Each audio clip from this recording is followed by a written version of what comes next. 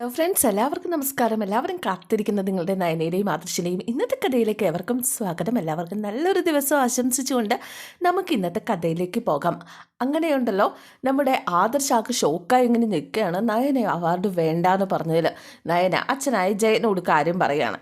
കാര്യം പറഞ്ഞിട്ട് എങ്ങനെയെങ്കിലും അച്ഛനൊന്ന് അവളോട് സംസാരിക്കുക. ഒരിക്കലും അവളിങ്ങനെ അവാർഡ് നിരസിക്കുന്ന കൂട്ടത്തിലുള്ളതൊന്നും അല്ല. സാധാരണ കുറച്ച് ഗമയൊക്കെ ആൾക്കാർ ഇങ്ങനെ അവാർഡ് കിട്ടുന്ന സമയത്ത് എടുക്കാറുണ്ട്. പക്ഷെ അവൾ കൂടെ ഉള്ളതല്ല. ആ ഒരു രീതിയിൽ അവൾ പെരുമാറുകയുമില്ല. ഇതിപ്പോൾ തക്കതായ എന്തോ കാരണമുണ്ട് മോനെ എന്ന് ജയനും പറയുക. അല്ലാതെ മോൾ ഒരിക്കലും ഇങ്ങനെ പറയില്ല. ഇനിയിപ്പോൾ മോളുടെ അമ്മയ്ക്ക് ഇഷ്ടാവില്ല എന്ന് കരുതിയിട്ടാണോ എന്നൊക്കെ ചോദിച്ചു കഴിഞ്ഞപ്പോഴേക്കും എന്തായാലും അമ്മ ഇതിനെതിരെ നിൽക്കുമെന്നായിരുന്നു എനിക്ക് പേടി. ഇതിപ്പോൾ അവൾ തന്നെ ഇത് വേണ്ടാന്ന് പറഞ്ഞപ്പോൾ അച്ഛൻ എന്തായാലും അവളോടൊന്ന് സംസാരിച്ച് നോക്ക് എന്നിങ്ങനെ പറയുകയാണ്. അപ്പം നീ പറഞ്ഞിട്ട് കേൾക്കാത്തത് ഞാൻ പറഞ്ഞാൽ കേൾക്കുന്നു തോന്നണുണ്ടോ? അപ്പം ഇതേ അച്ഛൻ സംസാരിച്ച് നോക്ക്. എനിക്ക് അവളെ നിർബന്ധിക്കാനാവില്ലല്ലോ. എനിക്കും അങ്ങനെ തന്നെ അവളെ നിർബന്ധിക്കാൻ പറ്റില്ലല്ലോ. അച്ഛനൊന്ന് സംസാരിച്ച് നോക്ക്. അങ്ങനെ ജയൻ നയനയ്ക്ക് അരികിലേക്ക് ചെല്ലാണ്. നയനയ്ക്ക് അരികിലേക്ക് ചെന്ന് കഴിഞ്ഞപ്പോഴേക്കും നയന പറഞ്ഞു, അച്ഛൻ വന്ന് എന്തിനാണെന്ന് എനിക്കറിയാം. അച്ഛ ദയവ് ചെയ്ത് എന്നെ നിർബന്ധിക്കരുത്. എനിക്ക് താല്പര്യമില്ലാഞ്ഞിട്ടാണ്. വേണ്ട അച്ഛ, ഞാനൊരിക്കലും ഇത് ആഗ്രഹിക്കുന്നില്ല. അപ്പോൾ അവർ ഇത്രയൊക്കെ മുൻകൂട്ടി ചെയ്ത സ്ഥിതിക്ക് അവരെന്നോടൊരു വാക്ക് ചോദിക്കാതെയല്ലേ ചെയ്തത് എന്ന് നയനെ ചോദിച്ചു കഴിഞ്ഞപ്പോഴേക്കും നമ്മുടെ ജയൻ പറഞ്ഞു, അവർ നിന്നെ വിളിച്ച് അറിയിച്ചില്ലായിരുന്നോ? പക്ഷെ അതൊന്നും ആലോചിക്കാനുള്ള സമയം പോലും എനിക്ക് കിട്ടിയില്ല. അവരെല്ലാം അങ്ങ് മുൻകൂട്ടി ചെയ്യുകയല്ലേ ചെയ്തത്. ഞാൻ ഇതിൻ്റെ ഷോക്കിൽ നിന്ന് മാറി ഒരു തീരുമാനം എടുക്കാനുള്ളൊരു സമയം വേണ്ടിയിരുന്നില്ലേ എന്നൊക്കെ ഇങ്ങനെ ചോദിക്കുക. എന്തായാലും മോളെ, നിനക്ക് വേണമെങ്കിൽ അടുത്ത തവണ ഇതുപോലെ എന്തെങ്കിലും കിട്ടുവാണെങ്കിൽ വേണ്ടാന്ന് വെച്ചോ. പക്ഷേ ഇത് അവർ ഇത്രയും മുന്നോട്ട് പോയ സ്ഥിതിക്ക് മോള് വേണ്ടാന്ന് വെക്കുന്നത് ശരിയല്ല. അപ്പോഴേക്കും നയന് പറഞ്ഞു, അച്ഛനൊരു കാര്യം ചെയ്യുക. നമ്മുടെ പവിത്രയും ഇവിടെ ഡിസൈനറാണല്ലോ, ഒരു കാര്യം ചെയ്യുക, അവൾക്ക് അവാർഡ് കൊടുക്കുന്ന രീതിയിൽ അവരോടൊന്ന് സംസാരിക്കുക. അപ്പോഴേക്കും ജയൻ പറഞ്ഞു, അതൊക്കെ അവിടെ നിൽക്കട്ടെ, മോൾ എന്തായാലും ഒന്നുകൂടി ഒന്ന് ആലോചിച്ച് നോക്ക്. മോള് ചെയ്യുന്നത് ശരിയല്ല കേട്ടോ എന്നും പറഞ്ഞ് ജയൻ അങ്ങ് പോവുകയാണ്. തൻ്റെ അമ്മായിയമ്മയുടെ മനസ്സിലിരിപ്പ് കണ്ടെത്താൻ ഇതല്ലാതെ വേറെ വഴിയില്ല അച്ഛാ എന്ന് മനസ്സിലിങ്ങനെ നയന പറയുകയാണ്. ഇതിന് ശേഷം ആൻമരിയെ ദേവയാനിയെ വിളിക്കുകയാണ്. ദേവയാനി വിളിച്ചതിന് ശേഷം എന്തെങ്കിലും ഒരു മാറ്റം ഉണ്ടായോ എന്നിങ്ങനെ ചോദിക്കുക. അപ്പോൾ ദേവയാനി പറഞ്ഞു, ഒരു മാറ്റവും ഇല്ല, അവൾ എന്താ ഇങ്ങനെയെന്ന് എനിക്ക് അറിഞ്ഞുകൂടാ എന്നെനിച്ച് പറഞ്ഞുകൊണ്ട് ദേവയാനി, ഇനി ആൻറ്റി ആണോ ഇതിന് പിന്നിൽ കളിച്ചതെന്ന് അവൾക്ക് മനസ്സിലായോ? നയന മേഡത്തിന് മനസ്സിലായോ എന്ന് ആൻമേരി ചോദിച്ചപ്പം അതിന് യാതൊരുവിധ വഴിയില്ല. അവൾ അവളുടെ തൊഴിൽ ചെയ്യുന്നു, അത് വൈറലായി, അതാണ് സത്യം. അല്ലാതെ അവൾ അവാർഡ് അർഹിക്കുന്നില്ല, അതുകൊണ്ടാണ്. അവൾ അർഹിക്കുന്നില്ല എന്നല്ല, അവൾ ആഗ്രഹിക്കുന്നില്ല, അതുകൊണ്ടാണ്. എന്തായാലും കഴിവുള്ളവരെയല്ലേ ആൻറ്റി നമ്മൾ മുന്നോട്ട് കൊണ്ടുവരേണ്ടത്. എന്തൊക്കെ അനന്ത സാധ്യതകളാണ് നയനമേടത്തെ കാത്തിരിക്കുന്നത്. രാജ്യം കടന്ന് ഇൻ്റർനാഷണൽ ഫെസ്റ്റിവൽ വരെ പങ്കെടുക്കേണ്ട ആളാണ് ഇങ്ങനെ ഒരു ചെറിയ അവാർഡ് വേണ്ടാന്ന് പറയുന്നത്. അപ്പോഴേക്കും ആൻമരിയോട് ദേവയാനി പറഞ്ഞു, മോള് ഫോൺ വയ്ക്കുക. ഏത് വിധേനയും ഞാൻ അവാർഡ് വാങ്ങിക്കുന്നത്, അവൾ അവാർഡ് വാങ്ങിക്കുന്നത് ഞാൻ കാണും, നോക്കിക്കോ. അത് മറന്നു നിന്നിട്ടാണെങ്കിലും ഞാൻ കാണും. അവളെ ഞാൻ അവിടെ എത്തിച്ചിരിക്കും എന്ന് പറഞ്ഞിട്ട് കോൾ അങ്ങോട്ട് കട്ട് ചെയ്തു കേട്ടോ. എന്നിട്ട് എന്താണ് തീരുമാനം, അല്ലെങ്കിൽ എങ്ങനെ ഇവളെ അവളുടെ തീരുമാനത്തെ മാറ്റാമെന്നൊക്കെ ആലോചിച്ചുകൊണ്ട് ദേവയാനി ഇങ്ങനെ നിൽക്കുക. പിന്നെ കാണിക്കുന്നത് നമ്മുടെ മുത്തശ്ശിയാണ് കേട്ടോ. മുത്തശ്ശി ഗുളികയൊക്കെ കഴിച്ചുകൊണ്ടിരിക്കുക. മുത്തശ്ശിനെ ഏതോ തീർത്ഥാടനത്തിലോ എവിടെയെങ്ങാണ്ടാണ്. മുത്തശ്ശി മാത്രമേ ഉള്ളൂ കേട്ടോ. അങ്ങനെ മുത്തശ്ശിക്ക് അരികിലേക്ക് ദേവയാനി പതുക്കെ പമ്മി വരികയാണ്. ദേവയാനി പതുക്കെ പുഞ്ചിരിച്ചൊക്കെ കാണിച്ചുകൊണ്ട് അവിടെ ഇരിക്കുക. അച്ഛൻ ഇവിടെ ഇല്ലാത്തത് കൊണ്ട് പലരും തന്നിഷ്ടത്തിന് ആ തീരുമാനങ്ങൾ എടുക്കുന്നത്. അപ്പോൾ മുത്തശ്ശിയെ കൊണ്ടൊന്ന് റെക്കമെൻഡ് ചെയ്യിപ്പിക്കാൻ വേണ്ടിയിട്ടാണ് നമ്മുടെ ദേവയാനി നയനയോടെ. മുത്തശ്ശി ചോദിച്ചു, എന്തു പറ്റി? അമ്മയ്ക്ക് എൻ്റെ ഫ്രണ്ട് ഗ്രേസി അറിയില്ലേ, ഡോക്ടർ ഗ്രേസി, അവളുടെ മോളല്ലേ ആൻമരിയ. ഇപ്പോൾ ഇവിടെ ഒരുത്തിക്ക് അവാർഡ് കൊടുക്കുന്നത് അവളും അംഗമായ ഒരു സംഘടനയാണ്. എൻ്റെ മരുമകളായതുകൊണ്ടാണ് ഞാൻ പോലും അറിയാതെ അവൾക്ക് ഇങ്ങനെ ഒരു പുരസ്കാരം കൊടുക്കുന്നത്. അല്ല, അവൾക്കത് വേണ്ടെങ്കിൽ വേണ്ട, പക്ഷെ അത് നേരത്തെ പറയണ്ടായിരുന്നോ? ഇതിപ്പോൾ അവരെല്ലാം സംഘടിപ്പിച്ചതിന് ശേഷം അവാർഡ് വേണ്ട എന്ന് പറയുന്നത് ശരിയാണെന്ന് തോന്നുന്നുണ്ടോ? ഗ്രേസി എന്നെ വിളിച്ചിരുന്നു, ആൻമരിയം വിളിച്ചിരുന്നു. അവർ വലിയ അഭിമാനത്തോടെയാണ് അവൾക്ക് ഈ അവാർഡ് കൊടുക്കുന്നത്. അപ്പോൾ അവൾ ഡിമാൻഡ് ഇടുന്നു. അപ്പോഴേക്കും മുത്തശ്ശി പറഞ്ഞു, അവളൊരിക്കലും അവാർഡ് ആഗ്രഹിക്കുന്നില്ല, അതുകൊണ്ടാണ്. അതിന് ആഗ്രഹിക്കേണ്ട, അംഗീകാരം കിട്ടുമ്പോൾ, അവളുടെ കഴിവിന് അംഗീകാരം കിട്ടുമ്പോൾ വേണ്ടാന്ന് പറഞ്ഞ് നിരസിക്കുന്നത് അഹങ്കാരമല്ലേ? തുടക്കത്തിൽ അല്ലെങ്കിൽ വേണ്ട എന്ന് പറയണമായിരുന്നു. സംഘാടകർ ഇതെല്ലാം പരസ്യപ്പെടുത്തിയതിന് ശേഷം ഇങ്ങനെ വേണ്ടാന്ന് പറയുന്നത് അതത്ര നല്ലതല്ല. അപ്പോൾ ആദർശനോട് നീ പറഞ്ഞില്ലേ എന്ന് മുത്തശ്ശി ചോദിച്ചപ്പോഴേക്കും അവൻ അറിയാത്ത കാര്യമൊന്നും അല്ലല്ലോ ഇതൊന്നും. എന്തായാലും ഞാൻ അവരോടൊന്ന് സംസാരിക്കാം, അവർ രണ്ടാളും വരട്ടെ. ഗ്രേസിയുടെ മോളും ഒക്കെ ഉൾപ്പെട്ട ഫംഗ്ഷൻ ആയതുകൊണ്ടാണ് ഞാനിത് പറയുന്നത്. എനിക്ക് അല്ലെങ്കിൽ ഇത് ശ്രദ്ധിക്കേണ്ട വല്ല കാര്യമുണ്ടോ? അല്ല, നീ ആ ഫംഗ്ഷൻ്റെ നോട്ടീസൊക്കെ കണ്ടായിരുന്നോ? ഞാനൊന്നും നോക്കിയില്ല. ആൻമേരി ഐസ് തന്നായിരുന്നു. എന്നിട്ട് നീ നോക്കിയില്ലേ? ചെറുതായിട്ടൊന്ന് നോക്കി. അവളെ കണ്ടപ്പോൾ ഞാനിത് ഡിലീറ്റ് ചെയ്ത് കളഞ്ഞു. ഇതുകൊണ്ട് തന്നെയാണ് മോൾ അവാർഡ് വാങ്ങിക്കാൻ പോകാത്തത്. അതെന്താ അമ്മ എങ്ങനെ പറഞ്ഞത്? ഈ ലോകത്തെ എത്ര വലിയ അവാർഡ് കിട്ടിയാലും സ്വന്തം വീട്ടുകാരത് അംഗീകരിച്ചില്ലെങ്കിൽ അതിനെന്തെങ്കിലും മൂല്യമുണ്ടോ? സ്വന്തം അമ്മായിയമ്മ അതിനെ താഴ്ത്തി കിട്ടിയാൽ ഒരു മരുമകൾക്ക് ഇത് സന്തോഷത്തോടെ എന്ന് വാങ്ങിക്കാൻ പറ്റുമോ?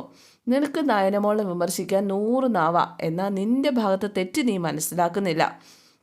നിൻ്റെ കൂട്ടുകാരിയും അവളുടെ മോളും കൂടിയാണ് ഈ ഫംഗ്ഷൻ നടത്തുന്നത് എന്നറിഞ്ഞിട്ടാണ് മോൾ അത് വേണ്ടാന്ന് വെച്ചത്. അത് നിന്നോടുള്ള ദേഷ്യം കൊണ്ടാണ്. നീ നേരെ പോയി നയനയെ കൺഗ്രാറ്റ്സ് ചെയ്യണമായിരുന്നു. എന്നാൽ മാത്രമേ അവൾ ഇത് അംഗീകരിക്കുകയുള്ളൂ. എന്നാൽ വേറെ ആളെ നോക്കണം. അതിനൊന്നും എന്നെക്കൊണ്ട് പറ്റത്തില്ല. അപ്പോഴേക്ക് മുത്തശ്ശി പറഞ്ഞു, എന്നാൽ അവാർഡ് മേടിക്കാനും വേറെ ആളെ നോക്കണം. സ്വന്തം തെറ്റ് മനസ്സിലാക്കാൻ ചിലരൊന്നും മെനക്കെടാറില്ല, തിരുത്താൻ തയ്യാറുമല്ല. എന്നിട്ട് അന്യൻ്റെ കുറ്റം കണ്ടുപിടിക്കാനും വിമർശിക്കാനൊക്കെ ഭയങ്കര മിടുക്ക. ദേവയാനി ഞാനൊന്നും പറയുന്നില്ല എന്നും പറഞ്ഞ് എഴുന്നേറ്റ് അങ്ങ് പോവാണ്.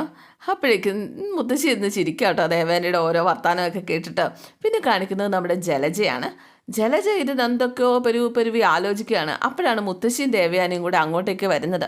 അവൾ അവാർഡ് നിഷേധിച്ചുല്ലേ? അർഹതയില്ലാത്തവൾക്ക് ഇതൊന്നും കൊടുക്കാൻ പാടില്ലമ്മേ. അല്ലെങ്കിൽ തന്നെ അവൾ ഒരു അഹങ്കാരിയാണ്. അതാ അവൾ ഇങ്ങനെയൊക്കെ പെരുമാറുന്നത്. ഏട്ടത്തിയുടെ ഏറ്റവും അടുത്ത സുഹൃത്തായ ഗ്രേസ് ചേച്ചി മകളും കൂടിയല്ലേ ഈ പ്രോഗ്രാം സംഘടിപ്പിച്ചത്. അതുകൊണ്ടല്ലേ അവളിത് വേണ്ടാന്ന് പറഞ്ഞത്, ഏട്ടത്തെ നാണം കെടുത്താൻ വേണ്ടിയിട്ട്. അപ്പോഴേക്കും മുത്തശ്ശി ചോദിച്ചു, നീ ഇവളെ എരിവ് കയറ്റാൻ നോക്കുകയാണോ? അപ്പോഴേക്കും ദേവയാനി പറഞ്ഞു, അവൾ ചെയ്തത് ഒട്ടും ശരിയായില്ല. അവസാന നിമിഷം അവൾ കല ഉടക്കുകയാണ് ചെയ്തത്. അതൊട്ടും ശരിയല്ല. ആ സമയത്താണ് നയനയും ആദർശവും അങ്ങോട്ടേക്ക് വരുന്നത്. അപ്പോൾ മുത്തശ്ശി ചോദിച്ചു, എന്താ മോളെ ഇതൊക്കെ? ഞങ്ങൾ എന്തൊക്കെയാണ് കേൾക്കുന്നത്? മോൾ എന്തിനാ അവാർഡ് വേണ്ടാന്ന് പറഞ്ഞത്? അതിനോട് എനിക്ക് താല്പര്യമില്ല മുത്തശ്ശി. താല്പര്യം ഇല്ലായിരുന്നെങ്കിൽ അത് ആദ്യം വിളിച്ചപ്പോൾ തന്നെ പറയണമായിരുന്നു.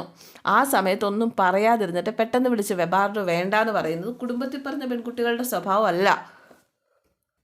ഞാൻ അവാർഡ് മേടിക്കുന്നത് അമ്മയ്ക്ക് ഇഷ്ടമല്ലല്ലോ, പിന്നെ എന്തിനാ അമ്മ ഇങ്ങനെയൊക്കെ പറയുന്നത്? അതെ, വേറെ ആരെങ്കിലും തരുന്ന അവാർഡാണെങ്കിൽ ഞാൻ പറഞ്ഞേനെ നീ അത് വാങ്ങിക്കേണ്ടായിരുന്നു എന്ന്.